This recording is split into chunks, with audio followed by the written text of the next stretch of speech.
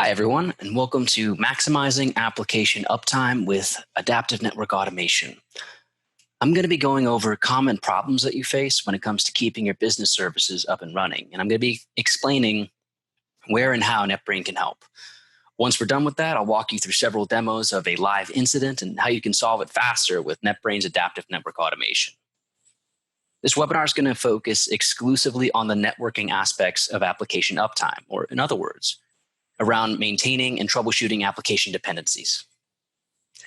First question I want to ask you all is, what does the average application look like? These days, it'll look something like this. Applications are spread out across multiple network segments, sites, and even core technologies. This application here looks like it travels between multiple offices, and if something went wrong, I'd have a lot of work on my hands trying to isolate the root cause. I'd need to understand so much about this network that it will probably take me a while to repair it. Now, scale that out to all the applications that exist on a network, and suddenly, this isn't a job that can be left to manual network operations and business as usual. The sheer number of things that could be wrong with any application in my network is staggering.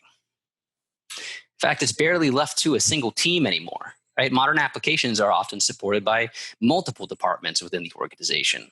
You have an application team, a network team, and for some larger enterprise deployments, you have separate teams that manage servers, different sites, and the list of people that you have to contact can get very long if something critical goes out. Network teams certainly have to be aware of this. The network is the first thing that gets blamed the moment business services start experiencing issues. And it's happened so often, in fact, many teams have procedures in place to prove the network's innocence right off the bat. And although every team needs the business service to run properly, there's a clearer understanding of what exactly the networking team is being measured on, which is to say business dependencies, or the devices that support the application. There's two metrics. First, we have mean time to repair, which is a common metric that encompasses all kinds of service issues and disruptions. And you can improve it by isolating your critical paths better and executing your troubleshooting diagnostics more quickly. Next, we have mean time between failures, which in this case is being used to measure both device outages and issues that arise due to misapplied network changes. This gets improved by verifying the design intent, or making sure you know why the network was configured the way it was, and by knowing what applications could be impacted by modifying a single device and executing safer changes. Now, it's easy to simplify these metrics, but these days they always come in the context of a business service that's getting more difficult to manage. With businesses adopting more vendors and technology types to optimize their services, it also creates a wealth of new problems and solutions that engineers need to become familiar with. Imagine troubleshooting an application that ran along this path. How many people would you need to escalate to in order to get visibility on the cloud or the SDN or even the legacy sections? Does everyone have the know-how to troubleshoot something like that? Because when you add more vendors, you end up with devices that can't interoperate effectively. As you have more technology types, you create gaps in visibility and expertise that can put your entire business service in the hands of a single subject matter expert or outside support. And finally, having more protocols and applications to keep track of can confuse even hardened engineers as they try to find a needle in a haystack during an incident. And that's the point we're making here, is that complexity creates more downtime when we don't properly manage the trade-offs. Modern infrastructures suffer from a lack of end-to-end visibility, increased specialization required for individual operators, and more finger-pointing between teams during an incident, all of which are going to exacerbate the issue at hand and increase the business, the time that the business service spends disrupted. So our webinar today is structured into two parts. First, we're going to see how NetBrain can troubleshoot application issues and reduce MTTR. And next, we're going to look at preventative measures that NetBrain facilitates across your environment. Or in other words, we're going to look at NetBrain reacting to something, and we're going to look at NetBrain, you using NetBrain to proactively prevent outages and things like that. So we have this first part here, troubleshooting applications with adaptive network automation. And here we're just going to reduce it to a series of questions. What do I need to answer while I'm reacting to an incident, right? Is it the network, and how do I prove it? Well, what's the application path? What does it usually look like? Right? And how do I prove it? Which is, which problem or protocol do I need to look at right now? And is the network performing normally? I say that these 4 questions are going to constitute the basis of an initial diagnosis into a problem. And NetBrain is going to help in a number of ways. So here, what's the application path? Well, NetBrain can document application dependencies. You'll be able to use our application assurance engine to document and to trace a number of paths for all of your applications and then document them inside of NetBrain. So that way, whenever you have a problem with one, you can just pull it up and see what the path is and if there's any problems along it. Is this what it usually looks like? Well, NetBrain maps flows dynamically. So if you pull up the live path of something, you can also pull up and compare it to a golden path of an application, which is something that you've defined as the path that this application should always take. So this is especially helpful when you're dealing with load balancers or things in high availability mode, other elements like that. And is the network behaving normally? Well, NetBrain can help you identify anomalies across hundreds of parameters. So with that being said, I'm going to hop into a demo environment and we're going to walk through this first section. So here, I'm going to be dealing with a slow application here. I just got a ticket for it, and I'm thinking, okay, how exactly do I fix this? So I'm going to go ahead and pull up the path of one of my slow applications. And in just a few seconds, NetBrain is going to draw from end to end the critical path that I need to be concerned with. And here, NetBrain is saving you a lot of time when it comes to finding this critical path, because this might just look like a trace route, but this is actually using a lot of complex logic flows here. So if it's checking for things like, is there an ACL? Is this getting natted? Are there VRFs? Are there PBRs? About 16, 17 different elements that are going to help you figure out where the next hop for this traffic is. And you'll be able to do this with any device that you've imported into NetBrain.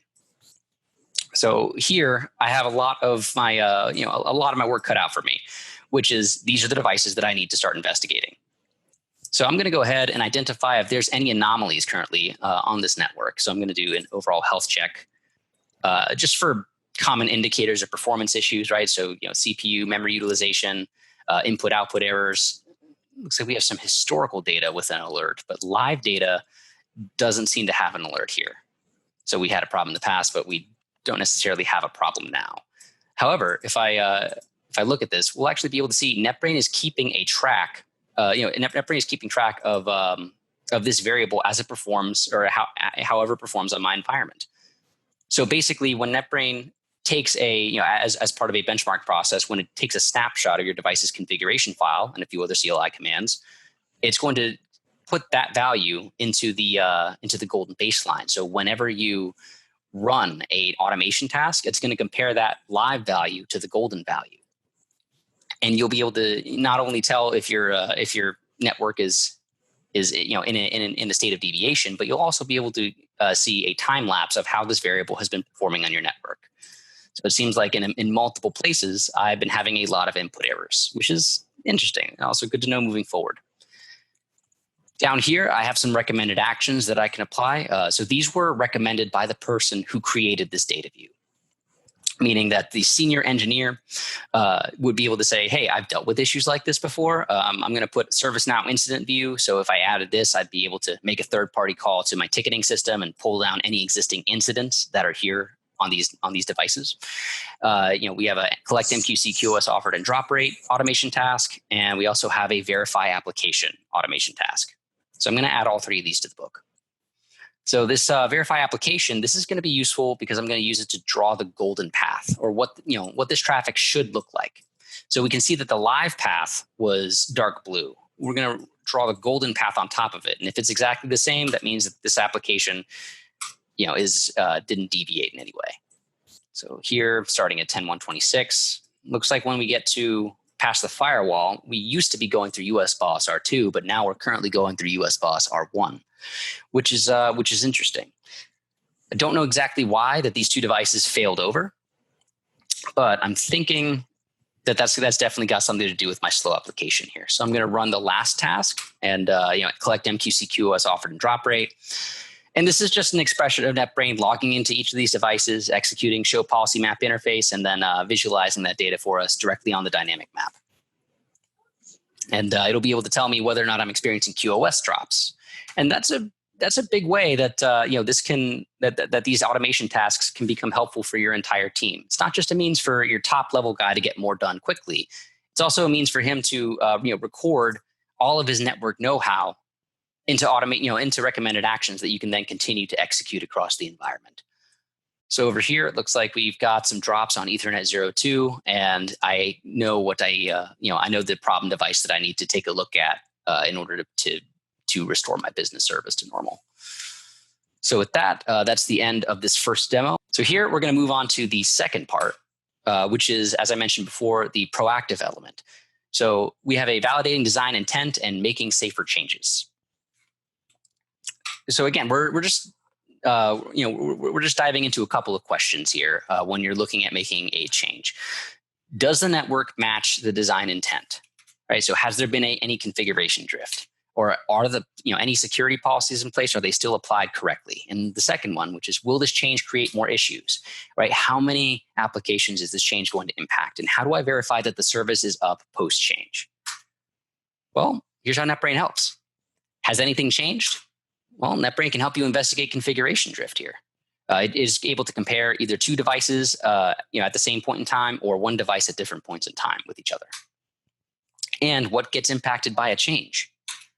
Well, you can find associated applications by simply searching for an IP address or some other kind of host name inside of NetBrain. And is the service up and running? Well, you can verify application paths after changes are committed. So with that being said, I'm going to hop back into this environment, and we're actually going to pick up right from where I left off. So here, the first thing that I want to do is figure out why US Boss R1, which we showed is the HA, it's actually the part of the HA pair here with US Boss R2, why this one is currently suffering issues. Now, these two should have a congruent configuration. They should be pushing traffic in the same way. Otherwise, they wouldn't be very good as HA pairs. So I'm going to go ahead and retrieve live data, and I'll select the configuration file. I'll go ahead and set up a compare while that's running. So I'm going to compare two devices, US Boss R1 with US Boss R2. And we'll see if there's anything different between these two. All right. So any changes that we have will actually be highlighted here. We can go ahead and see that we're looking at, basic stuff, the size of the configuration file. Maybe one's got one's pointing to a different flow exporter. Oh, here we go. So in QoS, we're looking at, in US Boss R1, we've got a 512K policy. In US Boss R2, we've got a 4 meg policy. So this is telling me that I didn't update this device's configuration, and we failed over to a bad config. So that seems to be the smoking gun at this point. That's what I need to resolve about this in order to fix my service. So before I go about doing that, I'm going to actually take a look at associated applications with these devices here. So I'm just going to type in 10.8.1.26. Because this is a server, it could be like a server that hosts multiple applications here. And we're going to take a look at other paths that are currently associated with this. So we're going to be able to see that, hey, we have an SAP service here. Let's go ahead and draw this path on the map. Right, looks like we have a QoS path here. So I'm going to draw that path on the map as well. And in just let me go back up here. Yeah, let's get our SAP path on here. All right, so in just a few moments, I'm pulling up all the application that shares network dependencies with these devices. So over here, I'm starting my SAP application, and it looks like it's using US Boss R1. Looks like my other application, the QoS one, is using US Boss R2. So I can see what's going to get impacted in my network before I start executing changes like that. All right. Also, if I want to, I'd be able to check the security policies of all the devices that are currently active on this dynamic map. So if I wanted to make sure that I wasn't going to be opening up something that should otherwise be blocked, I can go ahead and check for an access list, and I'd be able to run an access list check across all of my devices at once, right? So this dynamic map becomes a way for you to quickly verify, like, compliance drift or configuration drift, and also compliance drift as well, because you have all the relevant devices on the map and you're just executing some very powerful automation tasks on top of it. But it seems like we're pretty, we're in good shape for this change. Normally, I would go in and I would execute a network change, and I would simply define what I wanted to push to these devices, and then I would have NetBrain push it. This is a live environment, so I'm not going to do that right now. We're just going to show you for the last part how once this change was executed, you could go ahead and run. Let me go ahead and pull this up again. You'd be able to run the verify application again, and you'd be able to get NetBrain to independently verify that this application is up and running. So I'll just go ahead and select this, and let's go ahead and run it. And this is something that you don't have to do manually. NetBrain can actually automate this process on like a daily or bi or hourly basis if you want to make sure that these paths are still up and running. But the our application assurance engine allows you to keep careful tabs on all of your critical paths. So that way, when you have a troubleshooting incident like this one, it doesn't take 2.5 hours in order to get the problem area and to execute troubleshooting diagnostics on top of it. And also so that you can understand the network design here, and you're able to execute safer changes by pulling up other related applications to the device that you're modifying, and by being able to quickly discern and decode the underlying network design, like ACLs or possibly different BGP neighbors, or even QoS policies. And it looks like that our application has succeeded. It's definitely changed from the golden path as we saw earlier, but I'm going to take a look at that a bit later. Right now, we've kind of finished up this part of the demo, and hopefully you've seen how NetBrain can assist you, not just a reactive way, but in this more proactive method that's going to help you prevent and increase the time that you have between device failures. All right, so with that, we're going to start recapping here. So we've shown you how NetBrain can help you maximize your application uptime by helping you with 2 metrics, with minimizing your MTTR, so you're reducing the duration of issues, and you've seen that done in action with the dynamic map, how it can map the application dependencies, how it automated diagnostics, and how you can use it to share visibility across network and application teams. And also to improve MTBF is reducing the frequency of outages, and you can identify the potential impact of a network change. You can verify flows following post change, and you can verify the design for each of the application dependencies to make sure you're not doing something that's going to break 2 other things once you change it. And with that, I just want to say thank you guys for coming. We'll be here for a while to answer any questions you might have. How is the critical path determined? I'd love to show you. So I'm here inside this instance of NetBrain, and while it might look, it might have looked like a trace route, this is actually using a complex logic flow. So we'll be able to show the steps that are not matched with this device. It checks for any ACLs, it checks for any NAT sessions, it checks for any VRFs. It starts at one device and it tries to mimic the flow of a network engineer as it goes from device to device, right? So it'll start here, it'll look for a layer 3 route probably, and then it'll use routing and switching logic, because when we've discovered all of your devices, NetBrain has created a digital twin of your network. So we've modeled your control plane here. So any traffic that you're sending from point A to point B, we can figure out exactly where that is. If you actually wanted to modify this and put in a port number or something like that, then you'd be able to do that as well.